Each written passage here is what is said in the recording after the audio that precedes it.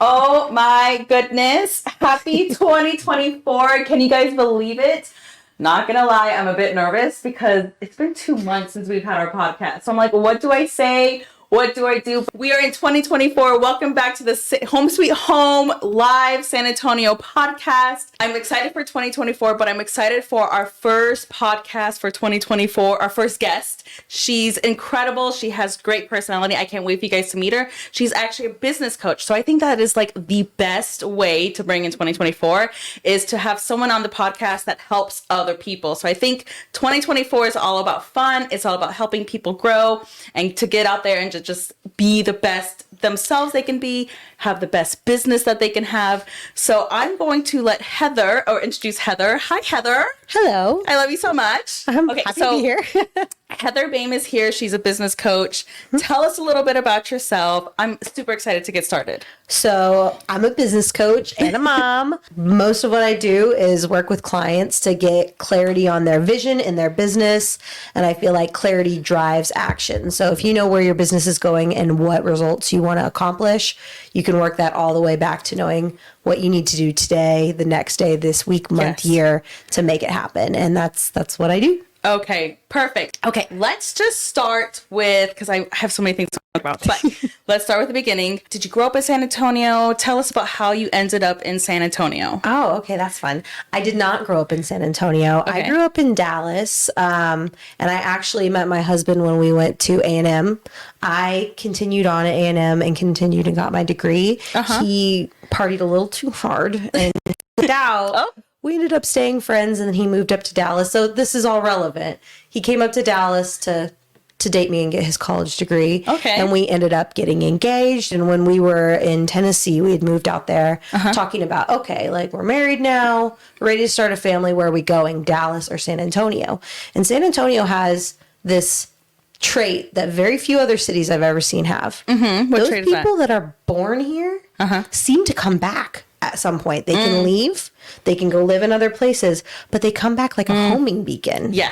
So I was like, I want to have kids that come back to me when they're adults. I'd love that. Yeah. We did not do that in Dallas. We all scattered to the winds. So we just had no roots there. Yeah. And his parents are 30 minutes away in Castroville. That was a big draw too. So we chose San Antonio, and I moved knowing nothing about it. I was just like, family, homing beacon, don't really understand it, but we're going, and I loved it. I lived in a couple different cities, and this is my favorite one. I just fit right in, love the big city with a small town feel. Yes, perfect. I describe San Antonio like that all the time. What did you go to school for? What did you get a degree in? Animal science. Oh, I don't know if you knew that already. total left field. I honestly should probably be like a bachelor of science, and that'll sound a little bit more official. But I was going to be a veterinarian. I love it. So why? What kind of changed that route for you? Well, it's interesting because I work with a lot of people who are like, I have always known that I want to be an entrepreneur. I want to be a business person. I want to forge my own path, and I am not that. I did not want to be an entrepreneur. I grew up watching my dad run a business. It looked terrible. Yeah. I was like, yuck. I literally remember thinking owning a business sounds gross. And I want to be a veterinarian and work for someone and make money and help animals and be done. And going through college, it just was one of those things where I wasn't quite passionate about it to do the work required to get into veterinary school. Okay. And, I could have turned that around, but I was looking at it being like $100,000 in debt for something that I'm not even quite passionate about to like go do the requirements for, like the volunteering, and something shifted. I don't really know what, but I was like, no, I'm going to go figure it out and just get a job after college. And it was a winding path. Yeah. But here we are today. Because that is like everything that you're against, you were actually doing. Here I am. Did you just like fall into that? Or was it like a series of events where it just kind of, you're like, oh, like I'm drawn towards this path? It was very much kind of a series of stumbling events. I feel like you hear that a lot, but my story was really weird and kind of all over the place. Yeah. I use nepotism to get a job right after college. I got a job as a photography assistant at my dad's commercial photography studio. I was like, great, Nice. I'm making $30,000 a year. Killing it. Rich. Well, as a photographer, I mean. Oh, I wasn't even the photographer. I was just an assistant. I was just like, oh my gosh, you're going to pay me real money? Thank you. Yeah. So I worked my way up, and that's the thing. Like, when you work hard in the corporate world, the bar tends to be a little low. Like, it's shocking a little bit how people are just like, I'm going to do the bare minimum and just skate by. So I was able to work my way up fairly quickly. I went from assistant to project coordinator and then moved over to their like corporate side. And then my husband got a job in Nashville. So I was like, you're going to marry me. I'm coming with you. You better do it. And that's where like things really started to turn to where they are today. Because I got a job as a project manager at a wholesale signage company. And I was supposed to be a project manager, but the company was going through changes. Their previous owner had died a few years before I came on. The son took over. And just within me being hired, enough people left the company and just left it in chaos that I was effectively operating as a COO. Within 6 months of being hired at this company, I was like 25. Yeah. And I did not know what I was doing.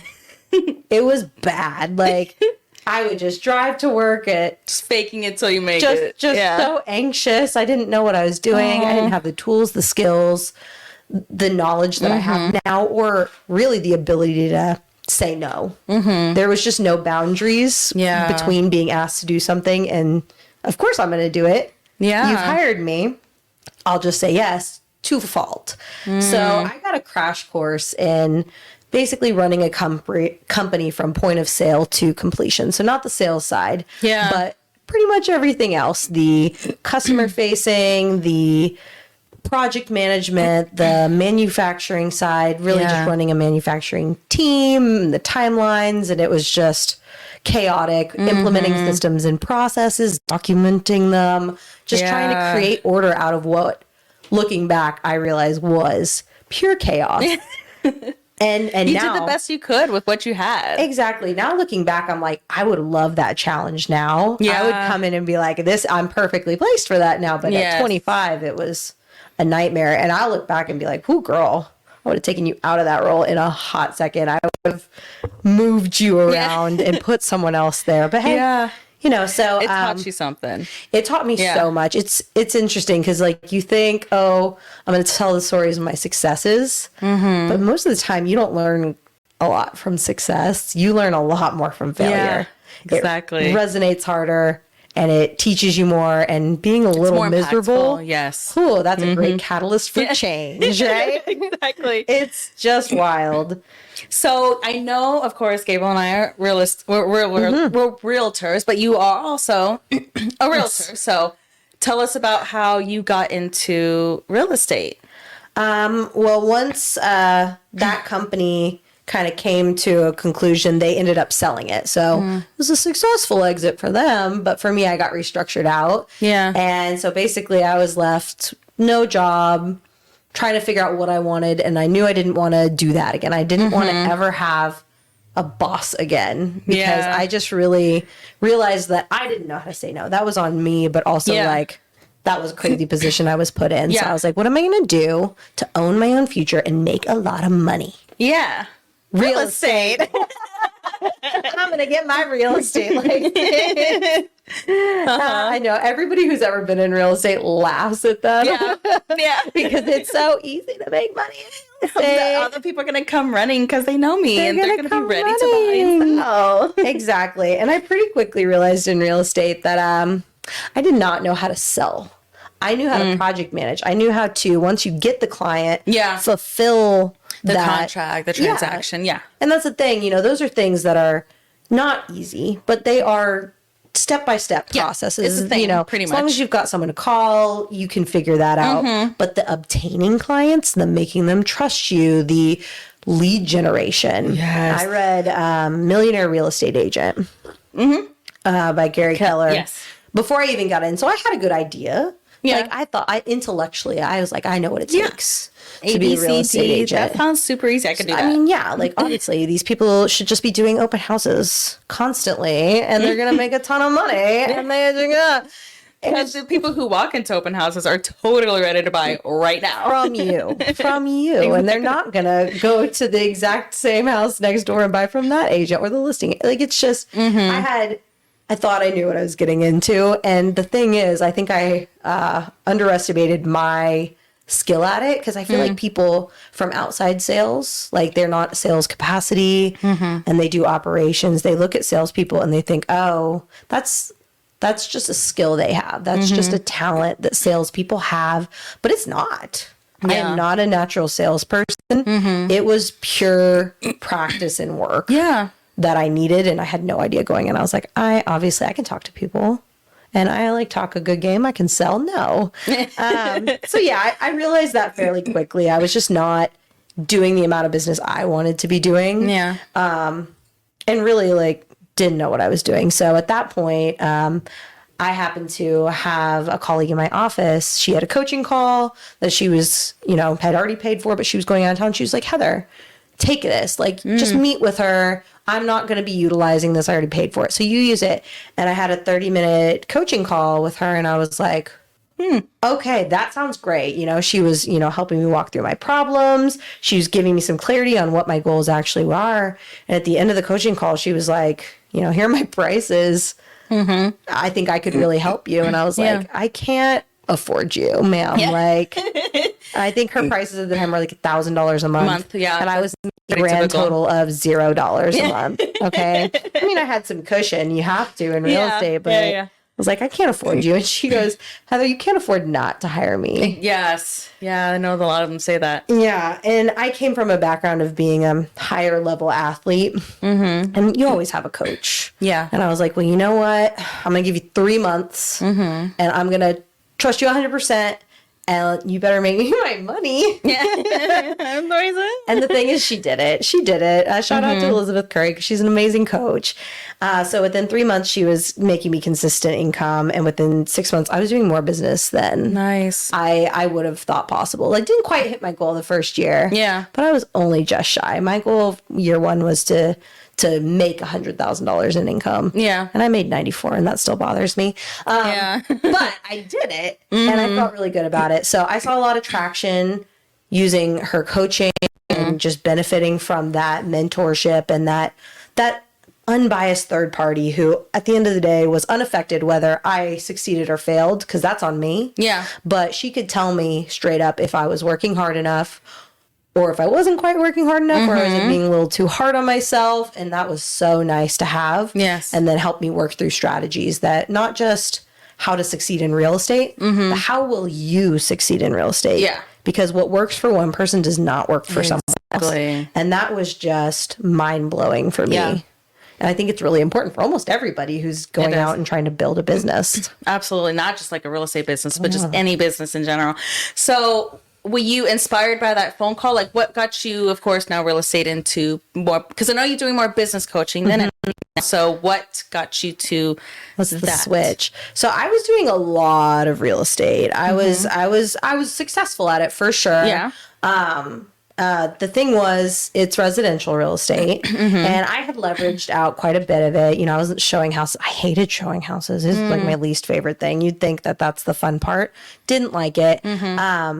But I was pretty well leveraged. I was home more. I had my daughter, and that was important to me to be home more. But I was still not present when I was home because I was running I think one of my best months, I had 15 closings in 1 month. It was an amazing month. Yeah. So I'd be sitting there and I remember her just seeing her play on the floor and I'm writing a contract. And that went on for about 6 months. And I wasn't in a great mental space at the time either because I got really tied to my clients' emotions. Residential real estate is highly emotional. It is. And that didn't quite fit my personality because, oh boy, I bought in hard to there. A builder would delay a closing and my clients didn't have a place to live for 2 weeks. And I knew it wasn't my fault and there was nothing I could do about it, but it hit hard. Yeah. And so you become invested in your clients and in their journey and in their story. And to an extent, it does make you, I think, a good realtor to be invested. But Mine there's was a boundary. not. There's a boundary that I wasn't maintaining very well. Again, just looking back, and I just wasn't as present with my kid as I wanted to be because I was working a lot. I was mentally not present. And then on the weekends, I would still jump out. If my showing agent was already showing a person and another person wanted to go see, of course I was going to jump out and go show them a house. You can't not. So I was struggling with that, and I started talking to my coach about it. You know, she focused mostly on real estate, and we were just talking through this for a few months, just like, I am not happy. Like, I hit the goals I wanted to monetarily, but I didn't have any time or energy to spend them. I was completely wiped out. So it's just not really, doesn't feel worth it. Yeah, it wasn't fun. It wasn't giving me energy. It was actually sucking it away from me to a point where I was feeling more apathetic. And so she was working through that with me too. And she's not a life coach. She doesn't want to be a life coach, which same. Like, no hate to life coaching. It's just a different ball game. But she was trying to help me work through that. Like, what are your skills? What are your talents? And what do you like to do? And so we were working through that because one of my favorite things is the strategy. Like, how are we going to get you into this property in a way that makes sense for you? And I was always great at working through those tricky problems. The ones that, like, I had a closing that no one else could make work. The transaction actually terminated through the builder. And, like, you know, you figure out an alternate way. It was just something I liked doing. And she was like, you know what? You've got the personality and the skill set for coaching. Our coaching organization is opening up certifications. Why don't you try this? Just see if you like it. And I was like, you know what? Can't hurt. Yeah. What you do seems nice. You just hang out and talk to people all day. That sounds great. So I did the certification, just the first part, and I loved it. It was like all the things I really liked about real estate and about business. Yeah. But without a lot of the things that I did not like, because coaching, the whole thing is looking from an unbiased third party perspective. Yeah, kind of takes the emotions out of it. It takes the emotions out. So it's not so taxing. And ultimately, it's not up to me as a coach to tell people what to do. It's helping to guide them, because it doesn't matter if I would do it differently.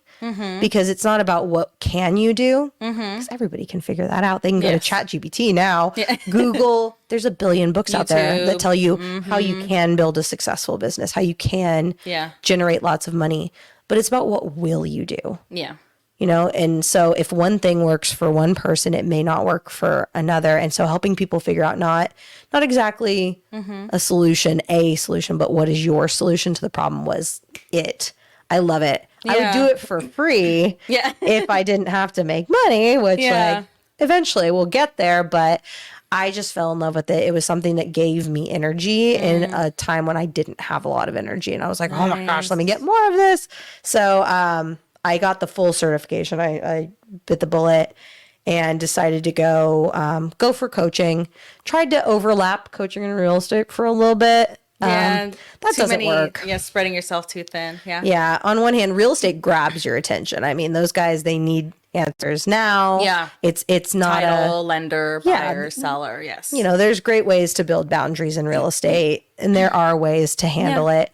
I wasn't great at that. And you know, it's just one of those things. This is the dollar productive activity that is giving you the big paycheck versus this one that is doing nothing right now.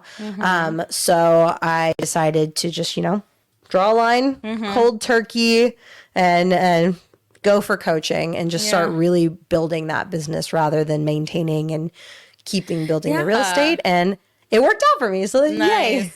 So, okay. So now you're doing coaching, right? You just started. What kind of businesses do you help most? Do you help like real estate businesses? And also, do you stick with just San Antonio businesses, or do you branch out for other cities or locations? I can, you know, I coach on Zoom, so I can help anybody anywhere. But obviously, I'm here in San Antonio. So you know, like the market or activity. Yeah. And stuff. Okay. I'm when it comes to lead generation, because no matter what your business is, you're going to have to lead generate unless you just spend a ton on marketing and have people coming to you, which, when I say a ton, it's going to take a ton, and you still have to convert. Yeah. And I'm just not a huge fan. I cold called that was how I built my real estate business. And I did not enjoy that. Like I was good at it, but didn't enjoy it. So I decided really early on to build coaching differently through networking, through doing things that weren't going to suck the life out of me, going out in the community. And so when it comes to my clients, they always say your ideal client is you. And so I went out trying to find like those burnt out, overworked, stressed out, anxiety people. And it's funny because I didn't end up getting that as a client. My coaching business has kind of gone in two directions. There's the one-on-one coaching, and actually the person that I one-on-one coach is more of like the visionary type. They have these big ideas, like the big aha light bulb moments, but the structure, the organization, the clarity on this is the result I want is not always there. And that tends to be my client. So, I mean, it spans. I've had auto mechanic shops, florists, contractors, commercial real estate, virtual assistant. Mark's one of my clients. So just a span of industries, but it's a personality type more than it is an industry type. And it's actually become an advantage for my clients because the one thing I don't do is give them the answers because I can't. Like I tell them, I'm experienced in real estate, wholesale signage. Those are the two industries that I have a lot of experience in. But outside of that, I'm going to ask you questions and rely on your expertise to figure out an answer to your problems. And it's worked really well. And then the other side is training. I do a lot of trainings. What kind of trainings do you find yourself chasing, like going after those trainings, or do people come to you for a certain amount of, like, what kind of training do you do? So with the trainings, it's not like, hey, I'm going to buy a ticket and go to training on this subject. What my training side of my business looks like is more like larger contracted trainings. So a couple of my clients, Northeast ISD, I did a large training contract for their continuing education division. And that was focused because I always build these bigger trainings based on what results are you looking for from this. I feel like a lot of people come in, they have trainers and they teach like, this is the skill, this is the thing to do. And sometimes it works, sometimes it doesn't. They just kind of like light bulb moment in the moment, and then it never comes back around. So I always ask, like, what do you want? For them, it was retention. They wanted like seasonal staff retention because it was just such a churn and burn. They had like something like 20-30% retention rate of that staff set. So I came in and we really trained on, rather than managing, coaching, like making this a culture that your staff wants to come back to. Even though it is seasonal, you're going to have churn. Like there's no way to prevent it because of the seasonality of the job set. But you can make people tell their friends that this job is great because the people really care about you and they coach you to succeed. Exactly. And so with them, we did coach that training contract for a year, and they increased retention from somewhere like, I can't remember if it was 25 or 30% to 70%. Wow. Just in the span of that year. It was great. I'm still super proud of it. And that's just from working with the managerial staff on a monthly basis. So that was awesome. And I was like, okay, I really like doing this. And then my other one that I really enjoyed doing was with the San Antonio Chamber of Commerce, actually. Nice. And I just finished that one up. It's BizConnect. It's a women and minority-owned business program that the chamber got the opportunity to present through the U.S. Chamber. They got a grant from the Bill and Melinda Gates Foundation to basically pour into the women and minority-owned businesses here in San Antonio. And we had a cohort of 24 businesses that came in, and we did an 8-session series over the last 6 months. And they were full day sessions with coaching calls in between that were focused on just different aspects of businesses and growth and scale. I love that. It was amazing. It's been so much fun. And seeing the collaboration between the different business owners, they've just gotten new ideas from each other in a way that, you know, the same industry approaches problems the same way. But different industries have left field ideas that end up working. It's been great. Very cool. That was one of my, I kind of leading into my next question. As being a business coach, what has been your greatest kind of project or the one that fulfilled you the most, and why? That's the thing. I really get a lot of fulfillment just on the day to day, even outside of like paid clients. Cause my favorite thing is when you walk away from a session or a training more excited about your business than when you came in. Yeah. Cause I think it's so easy. It feels so good. Yes. Well, you know, when you get that inspiration and that energy burns brighter and you're like, yes, I am going to achieve my dreams. Like, yes. This isn't crazy. I can do it. This is the year. Yeah. Yeah. And it happens in bursts. And like, if I can help someone go from being like, okay, like my business is just kicking my butt right now. Cause we've all been there. Yeah. If you're an entrepreneur, if you're a business owner, if you're someone with an irregular, non-guaranteed income, you've sat at your desk or on your chair and been like, what am I doing? Yes. What job postings does Indeed have? And it just, I mean, it happens. I think not acknowledging it. But yeah, when someone leaves a conversation with me or a session and they're just like, I came in just like beat up about this problem, but now I know exactly what I'm going to go do. And I'm going to get that much closer to my goal. So, you know, there are projects where I've achieved like cool things, but that's my favorite thing about coaching. I totally do agree with like the whole burnout. I mean, I'm really blessed to kind of work with my husband. I know a lot of people walk in, they're like, ew, I could never work with my partner. Never work with my husband. But it's crazy. We just mesh really well, or the things he's good at and all that other stuff. But I got to a point where I was just like, we were just last year, just work. And there was no like breathe, sleep, work. That's it. And eat. And just hit a burnout. And this year is kind of like we've developed better strategies to that. And I didn't even know I was on the brink of a burnout. So I can totally understand how a coach can really help. Sometimes that's not even like, of course, if you're an entrepreneur, you're emotionally connected to your business. Yeah. So it's your baby. So it's just, I can see the benefits of having that.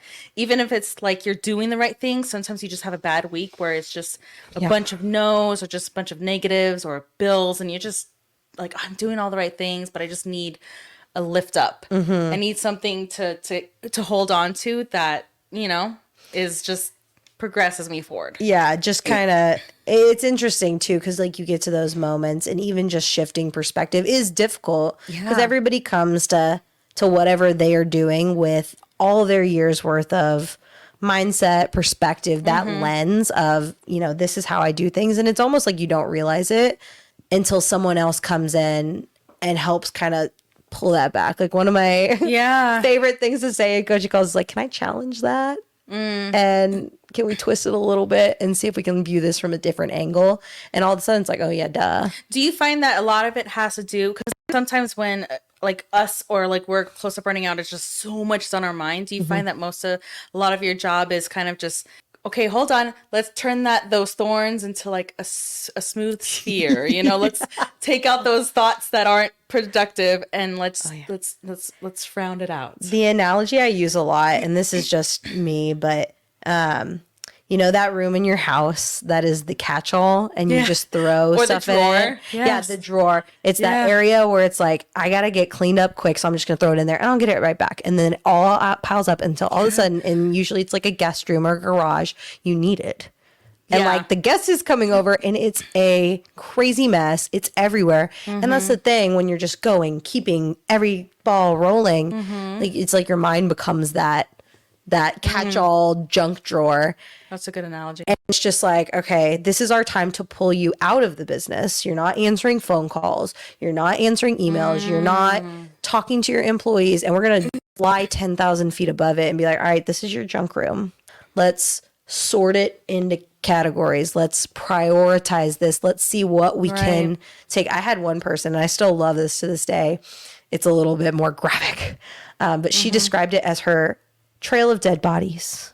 Yeah. She's like, it just feels like I'm constantly, no matter what I'm doing, there's a trail of dead bodies being dragged behind me. And I'm just so exhausted by carrying that. Wow. I don't know how to even start getting these taken care of. All I can do is just keep moving forward. And so it's like that's what we come on to do sometimes is just, okay, let's pause, look at these. Which of these bodies is the heaviest? Like, how do we just which one do we need to attack to give you the most bandwidth to be able to handle everything else? Wow. That's a really good analogy, like a trail of dead bodies. Trail of dead bodies seems to resonate with women more than men. We can talk about that later. Anyway, okay. Woo! I just kind of thinking about what we were talking about before the podcast started. So one of the greatest things that I heard, and I don't know where I heard it from, but I always heard a cluttered mind equals a cluttered life. Yes, I've heard like some variation of that everywhere. So if you're just like, if your whole house is in shambles, sometimes that means like I'm shambled and up in here, I just need to Zen, meditate, or self-care or something, or just, to keep that ball rolling. So it's just constantly like doing your business and then working on yourself. And then, so it's how do you help people do that balance with work and life? Because that's, I think, a big distractor for people, because sometimes you're too distracted with work. You can't really focus on your life or yourself. And if you're too distracted on your life and yourself, and you're going through something, you can't focus on your business. So what's your best advice for somebody? Because I think a lot of people are probably going through that right now. Yeah. So there's like a lot there. So first, like with the cluttered mind thing, I feel like a lot of us do that. And a big thing with that is when you've got a lot of things going, it's like a mile a minute in your head. You tend to default to your natural solution. And everybody has different, like mine is when I am cluttered and overwhelmed and stressed out, my solution is work harder. Push harder, do more, do it more often, do it longer. Hold, pause. You said your parents were in the military, right? Oh, no. That's okay. My parents are like second generation military, so I still have USAA, but it's not from okay, but you had like kind contact. of those strict parents. It's like, go. Yeah, I was really sports, like high level sports. So kind of like just strict or, but it's just like straight shooter. To the point, get it done, no excuses. Yeah, work ethic. Go. Work ethic. Like my parents were, I'll give them that. They gave me the work ethic, but that tends to be my natural default. It's just like, work harder, do more, and you'll succeed. Mine too, yeah. And shockingly enough, that's not always the answer. You can be hitting your head against a mountain. And you could push through the one layer of rock, but there's still an entire mountain behind it. Or you could look to the left and down and there's a tunnel. But you've got like your blinders on, and all you can, default to doing is, chipping away at the mountain. Keep going at it. It'll get better, but sometimes it doesn't. Yeah. So that's the cluttered mind. And then what was the other part of that? There was like, your mind is cluttered. I can't quite remember all of the different. Cluttered mind, cluttered life. And I was talking about how sometimes if you're working too much on your business, the balance. Yeah, the balance. Okay. Yeah, because that's a big thing in coaching too, because there's a very fine line between business coaching and life coaching, because your business is a huge part of your life. It is your baby, but like life coaching is a totally different realm sphere. And I am not a life coach. That is a different skill set. It's a different set of tools. It's a different approach. Like I need to work on myself. I need to work on that mental attitude, the mindset, it's that, over there, it's like life coaching and actual mental health counseling. And I tell people a lot, like there's a fine line. And if we're crossing it, we're getting into the life and mental health counseling area, and I can't go further here. Like I've run into a couple of situations, because you build trust. Yeah. You build that. And they're balanced. Like you do acknowledge life. It's like, if your life is affecting your business. Yeah. We look at that. There's ways that you can pragmatic and through business tools and areas you can address life. But I'm always very clear with my clients. I'm here for your business, and your life affects your business and vice versa. But there's a certain area of emotional stress and true burnout, depression that I won't touch. And I appreciate you and I'm here for you, but I can't be that. Yeah. So I have to refer you out to that type of professional. And when you're ready and at the point where you're ready to work on your business, come back, because and in the book, what is it? The Thing. My JPAP is on. There's the 7 different areas of your life, and only one of them is glass. And that's your family. That's your relationships, your family. Everything else is rubber and can generally bounce back. Your business, your health, for the most part. There's areas of your life that you can let go and you can pick them back up and not miss a beat. But the family, the relationships, the life part is not that. Right. So for me, I always would recommend that being the priority. If it's between your work, your business, and your family, I'm going to tell them to prioritize their family all day. Right. Because they can figure that out later. Absolutely. Good point. So how long have you been a business coach? How long have you been practicing? Oh, gosh, I think like 2.5 years full time now. Like fully just doing business coaching. Okay, because I wanted to ask a question. Like, I know that COVID happened probably like when I was still in real estate when COVID was happening. Okay, so then you got into business coaching, of course, after which COVID was like coming out of the fate, like we were kind of still kind of like off a little bit. Okay, so do you find that at now kind of couple years now coming out of COVID, I mean, it's still here, but it's not as intense as it was with all the mandates. Do you find that businesses are starting to flourish from it, or do you find like they're still struggling from the effects that COVID had on their business? Kind of what's your take on that? Yeah, so it's interesting because like COVID year was a great year for me in real estate. I did banging. I had my best year. I would like to say we did, but we came in. We were too young, too infant in the system to like, you know. See, I was a few years in. I was like, it's like fishing in a barrel. Everyone was trapped at home. They wanted to talk to someone. So I was just doing my cold calling thing and people were just like, yeah, book an appointment with you. I was like, great. But no, coming out of COVID, it's interesting because you see a lot of businesses and one of my favorite questions to ask is how did you pivot? But also a lot of the businesses I've coached, they're not as affected by COVID. Like there's service-based businesses. So there were slight pivots, but they weren't hit super hard, like the hospitality industry, the service industry, those things that did shut down. But if you want to get speculative, it's interesting because the real estate world saw a shift last year, right? Yes. It was about October of last year. The interest rates went from being like 4 to 5.5 and everybody went, oh my gosh, you know? And it turned everything upside down, but it didn't affect the business community that much. It's real estate. It is what it is. The interest rates affect it, but nobody was really thinking about it from a business standpoint. I did a 6-part series called like the Shift series, and it was a lot of based off that book, The Shift. It's written for real estate agents, but it applies to entrepreneurs as well. It's just real estate agents know to expect the rise and fall of shifts. And I was looking at it being like, this applies to business as well.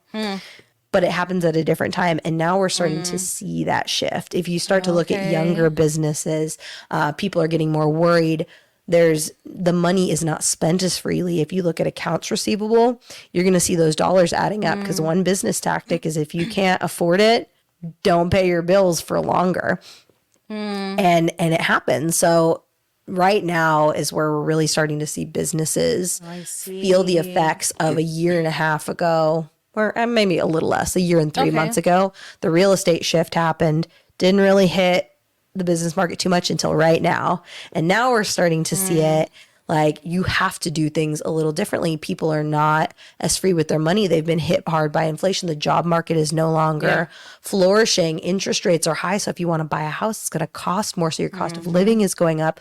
That pocket money is not there. And people scrutinize where they spend harder. They're going to do more due diligence. They have different needs now than they did a year ago. And how are you shifting your business? So we did a session yesterday for BizConnect. And one of the big conversation points was how do we find areas of opportunity in your business? How do you find the big areas of opportunity that you need to take this year?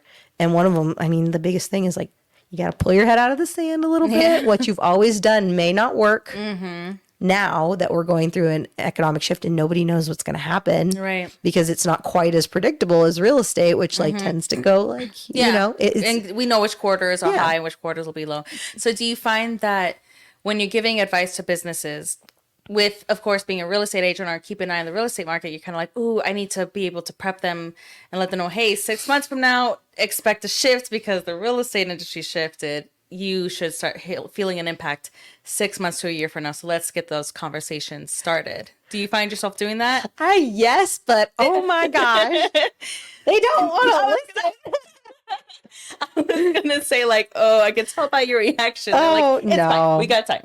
That's the thing. Like, hurting entrepreneurs is like hurting cats. This is the least employable group of people in the entire world. Every single person who's ever started a business I don't want to have a boss and I want to do whatever I want and I want to, do it my way. Mm-hmm. Like the least employable subset of the human population is entrepreneurs because they don't want to listen until they like have a pain point and need to listen. So like, and there are obviously exceptions to that rule. And there are people who are consuming content. And I wasn't like on a mountain marketing and shouting out this message. Yeah. But yeah, I definitely tried last year to talk about that and got very little reception because things were still going great. Yeah. You know, when things are booming, the money's coming in, it's working. Like, it's hard to talk about, be like, hey, you might not be, let's talk about that. Like, no, I'm making a bunch of money. I'm fine.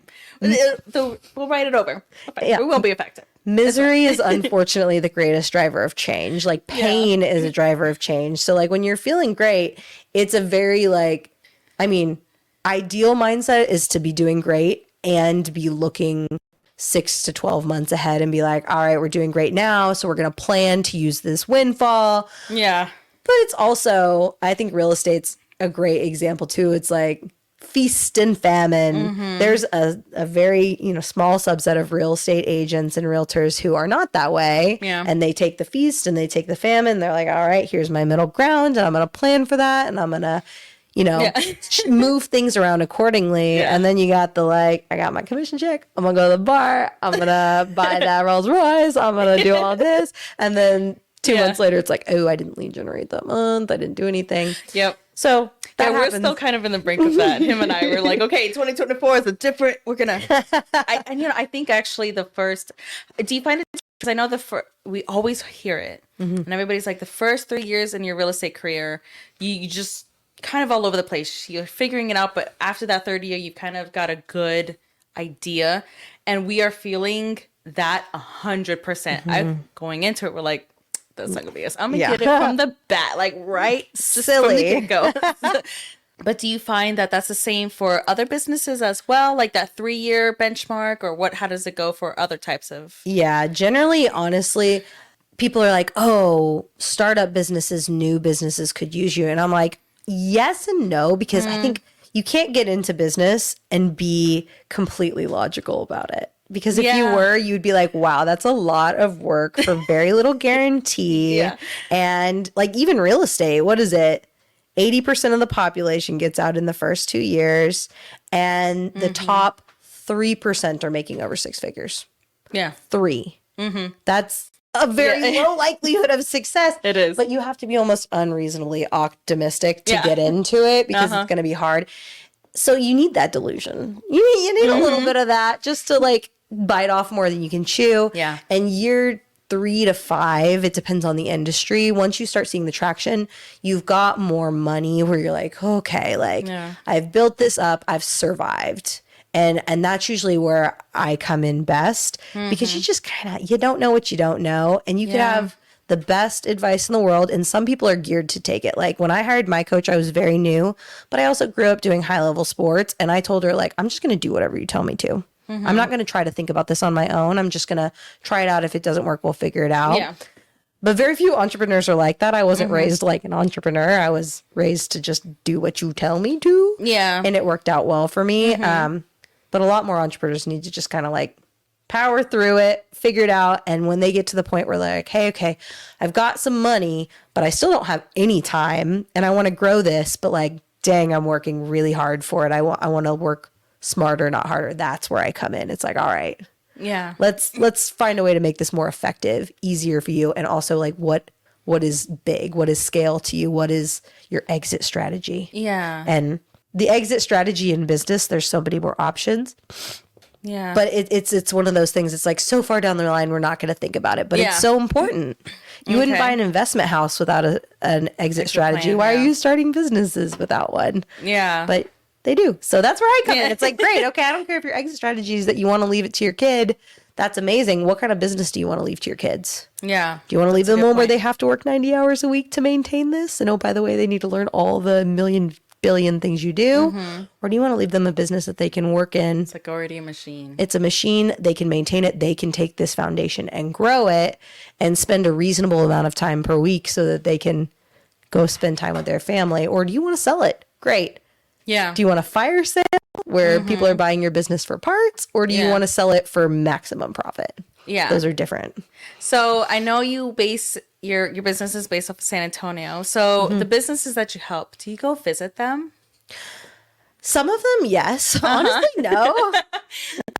I'm trying to think. There's a few I've gone and visit, but I don't go do like a walkthrough of your business because I'm coaching the business, but I'm more coaching the person who's running the business. Yeah. Because a business in the same industry doing the same things will run massively differently depending on who is running it. Yeah.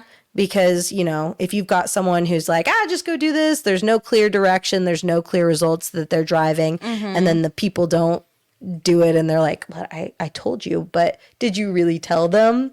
Is totally different business owner than someone who's going to come in and be like, all right, I need you to produce $1 million in volume. Here are the exact ways that are avenues for you to do it. You have the autonomy to do it, but I'm going to check in you quarterly. Here. That's going to probably drive bigger results, but it's very unique depending on who I'm talking to. So it's the person running the business that I'm coaching more necessarily than the business, because I'd have to meet with everybody. A business is not one person, it's everybody in it. Whole. That's more training at that point. If I'm coming in and working with the whole team, I come in and we get everybody in a room and we talk through the subject that we're talking about, and we collaborate and help everybody figure out what their stake in the role. So I love doing that too. That's great, but not on the coaching side. Yeah. So of course we're talking about San Antonio.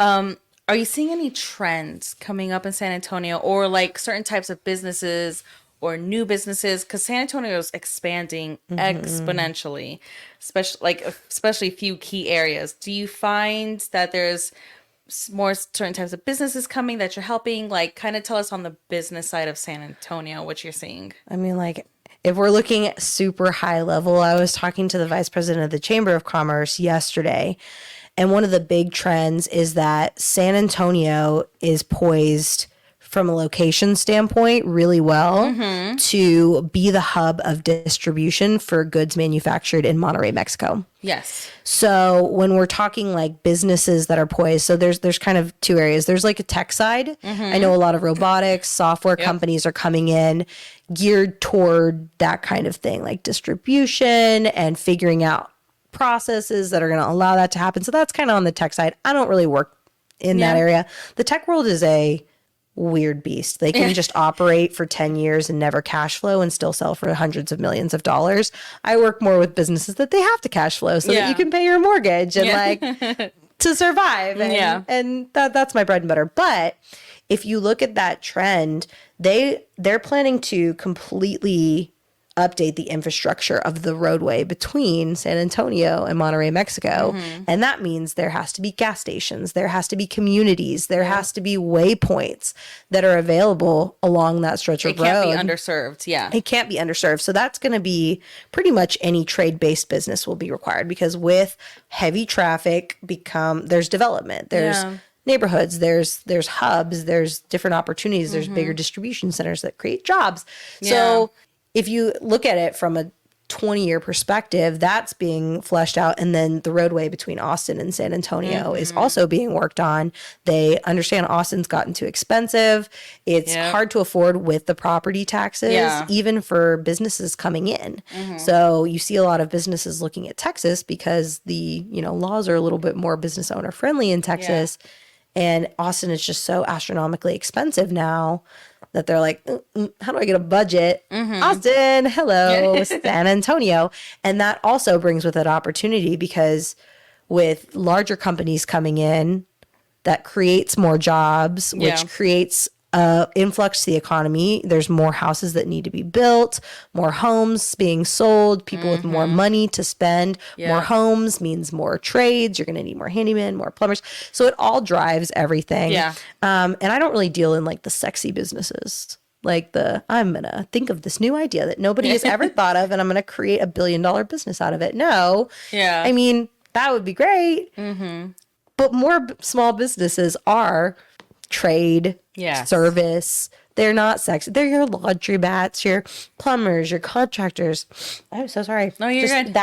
stuffing nose things coming up. But yeah, so there's a lot of opportunity, a lot of demand. And oh, by the way, if you're an accountant and you're entrepreneurial minded at all, whew, all right, go for it, because there is a short, or not an accountant, a CPA. Nobody wants to be a CPA now, but like that's a huge area of opportunity. There's just a lot of, I think there's a lot of opportunity coming specifically for San Antonio because the other big three are just way too expensive. They're too like over expanded. Austin has no infrastructure to handle the amount of people that came in. Dallas, you have to drive like 3 hours to make it across Dallas. Yeah.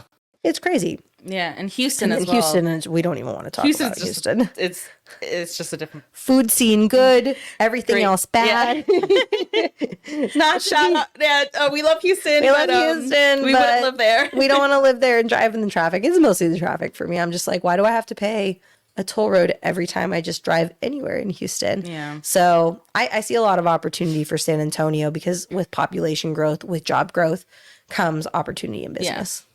So we're getting close to our Q&A, but I do want to focus a little bit on you for the last part of it. Now, of course, I can't even think about it. So, babe, if you can help me, or if you think about it, there's a saying. It's like you are good at your job, but when it comes to applying it to yourself, you suck do at what it. I say, not as I do. Yeah, or it's like the therapist is really good at giving advice, but they won't take anybody else's, or they cannot take advice from other people, or something like that. There's something. Like, for instance, or, you know, I could sell houses and help buyers all day. Could I? I've sold my own house, but it was a nightmare. Yeah, you know do what I mean? want to? Yeah. You know? So it's just kind of like, you have a lot of energy. You are running your own business. You are a business coach. How do you coach yourself? Who motivates you? What motivates you daily? Like, do you also have a coach for your business? Kind of tell us a little bit about like your daily life and what keeps you going as a coach. So I definitely have a coach. He's like, don't trust a therapist that doesn't have a therapist. Like, don't use a coach who doesn't have a coach. Yeah. So yeah, I've got a coach that. Is it still the same one that you started with, Elizabeth? No, actually. Okay. She focuses on real estate. So I switched to a different coach when I first started coaching, and I actually switched recently to a different coach. Yeah. One thing with coaching is sometimes, like, coaching is a lot about holding accountability. It's like, hey, we worked this thing. You said you're going to do this thing. Right. Did you actually do it? Now, if you didn't do it, for me, my style is to say like, okay, we're not going to beat ourselves up about it and use shame tactics. But what we are going to do is acknowledge that you didn't do it, figure out how to do it a better way, one that works for you, and then try again next week. But we don't want to repeat that conversation twice. Like, and you can start to tell if you've got the same exact topic coming up week to week, your coaching style may not be effective for that person, or you can learn someone accountability. I do it too. I did it to my last coach. Like, I figured out what she would let me get away with. And so I could talk my way around accountability, and that's not good for me either. I need somebody to make me uncomfortable and hold me to it. So I think that's big in coaching. Like, I will not fit everybody's personality. Like, some people really work well with the like, do you want to succeed? I don't work well from that. I need somebody who can make me uncomfortable if I'm not pushing myself, but also like rein me in if I am a little too hard. So like, yes, absolutely too, having a coach for myself. And then also I actively try to network and be around people that have bigger ideas than me, that are doing the type of things that I'd like to be doing. Yeah. And form those relationships to where I can, you know, reach out to them and have coffee if an opportunity or if something comes up that I would like to discuss with them. And so that's something I always am working on building, because people, there's someone that can do almost anything in this world, and having the right person at the right time in a situation can change your entire life. Exactly. And I'm like, oh my gosh. And the people I've met and the knowledge they have is wild. And it's just nice that when I'm presented something that's, you know, I'm not quite sure how to handle it, or I'm excited about it, but like, is it feasible? I've got people on my phone that I'm like, you know what, let me like a go-to. Let me just like throw this by you and let you tell me if I'm just being completely unreasonable about it, or if it's something that is off wall, or is this a real thing that could really work? Right. So that I have a community of people also that are like striving for that. So it's just nice to talk to people, and instead of them being like, Yeah. You want to do what? Yeah. They're like, yeah, that sounds That great. makes no Like, sense. are you thinking bigger? Like, are you thinking Right. big enough? That's the question I want from my people. So, and then beyond that, I got my downtime. I got my hard stops. After 3:30, if you call me, my kid will be screaming in the background. I might apologize for it. I'm really working on that because I don't want her to hear me apologizing, like for her being a child. And I set my boundaries at 3:30 to be a mom, and that's really important. Yeah. But beyond that, like I'm just always reading. I want to, and it's not anything crazy. I read like 10 pages a night of a business book or a development book, something that is helpful with growth. And sometimes it sucks. I don't want to do it. But I do it. Like, I've got a streak going, and that's been a big motivator for me. And I always try to listen to like a success podcast for 15 minutes. For me, what has really worked is like the micro growth. I'm not sitting here going to a conference every weekend. Conferences are great. Don't get me wrong. I like them. But like, it's expensive and it's a big commitment. And I'm like, if I can do something for 10 minutes daily a day wins. And it compounds, and I'm just really like, I'm bought into the compound effect. Yeah, slow for and steady personal wins growth. the race. Exactly. Yeah. Oh, I love it. So I have this tradition. So I love art, and I used to do like wax paintings and all that other stuff. So you see like that one's one of mine, that one over there. Not that one. I was like, that one. No, that was not mine. But we do like to give our podcast guests a gift because, of course, we do closing gifts and stuff like that. But we always want to give our guests who are on our podcast a gift. So my parents were recently going through the garage, and I had a whole bunch of my canvases over there. So I brought them all back over here, and I'm like, I have so many canvases to give and so many to still work on. So I'm here to give you one of those canvases to thank you for being on our podcast. And our business card is in there too. Oh, good. Love it. Know who to call. So here you go. That one's made out of wax. I love it. Thank you for being on our podcast. I know sometimes it depends on where you live in San Antonio. It can be a drive. Yeah. So far west side, but we know that you're taking time away from your family and all that stuff. So we want to just express our gratitude and appreciation for having you here. Thank you. I love it. When I was younger, I was not an art enthusiast because I'm not super creative. But as I get older, I have learned to appreciate it more. Now I'm always looking for like a cool piece. And it drives my husband crazy because I'll find some weird stuff and I'm like, we're going to put this on the wall. I love it. It's a duck mounted on a plaque that I found at Goodwill. And he's like, I don't know about that. I'm like, you just trust me. Trust the motif, babe. This is not weird duck on the wall. I like it. He'll probably like it too, actually. Most of my stuff he doesn't, so he's gonna be happy with this. Thank you. You're welcome. Yay. I don't know if anybody's on there. I've been kind of pretending you're not because it makes me nervous. But this is the art. It's so funny. She's nervous, but she also is on a podcast herself. Like she talks to people. So I think it's different when you are being interviewed yourself. Yeah, being live is like, if you say something, it could go like really wrong. Yeah. But our podcast is pre-recorded. So if you say something truly atrocious, nobody but the people in the room will know. Not that I've really said anything atrocious, knock on wood, but you never know. You never know. You don't know who you're going to get. You don't. You really don't. You had some borderline stuff. Yes. It didn't quite get there, but it could have. I know. Well, you're still going on. And y'all do a lot of podcasts. Oh, gosh, yeah. And that's the thing. Like, I am not the only host on that podcast. There's, I made a joke the other day. I was like, you get a podcast. You get a host. You're a host. You're a host. Because right now there's 4 weekly hosts, and then they just brought on a 5th to do like a monthly. Wow. And like, it's just increasing the volume, different perspective, different type of guest base. So if you look at our podcast, every co-host's episode is going to be a different vibe and what they feel are important questions and like what kind of direction they want to steer the conversation. Because mine, and I've always told Mark this, is like any podcast I'm hosting, my biggest focus is how do I add value to the audience. I love Bigger Pockets. Have you guys listened to that? Oh my gosh. Okay. If you're interested at all in real estate investing, okay, he's over here. Gabriel's like, yeah, of course. It's the biggest real estate investing podcast ever.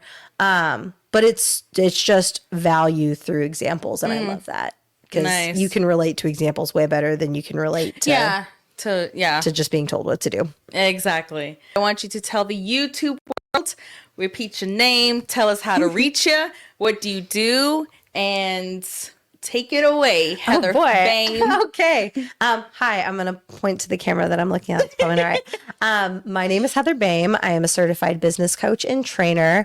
My focus is to work with entrepreneurs and business owners who are building big businesses and want to build a big life with a focus on gaining clarity on where they're going. Because I think clarity drives action. If you know what results you want out of your business and what you want your life in business to look like, we can build a path from that future vision to where you are right now and give you a plan to get there.